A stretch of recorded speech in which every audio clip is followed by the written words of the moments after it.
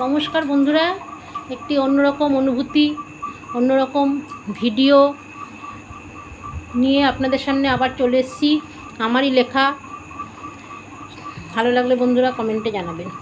নিজের প্রতি অনর্গল প্রতিদিন, প্রতি বছর, প্রতিক্ষণ, প্রতিনিয়ত অন্যায় হয়ে যাচ্ছে, কিন্তু আমরা জেনে শুনেও চুপ করে সেই অন্যায়কে প্রশ্রয় দিয়ে নিজেকে মেরে ফেলছি, তবুও প্রতিবাদ করি না।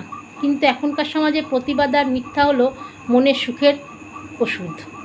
তাই যত প্রতিবাদ করবে ততই জিতবে জানি এই কথাটা, তবুও ভাবি যদি আরও বড় অশান্তি হয়, যদি সেটুকু সম্পর্ক আছে সেটা থেকেও যদি বঞ্চিত হই, তাই নিজেকে গুটিয়ে আবার সেই ভুল পথেই নিজেকে সঁপি। এটাই হলো নিজেকে মেরে ফেলার সবচেয়ে বড় অন্যায়। রবীন্দ্রনাথ ঠাকুর বলেছে, অন্যায় যে করে আর অন্যায় যে সহে দুজনেই সমান অপরাধী। তাই তো মনের কোণে পাহাড় সমান দুঃখ নিয়ে এটাকেই সুখ ভেবে মনের ভিতর সুখের মালা গাঁথি। ধন্যবাদ।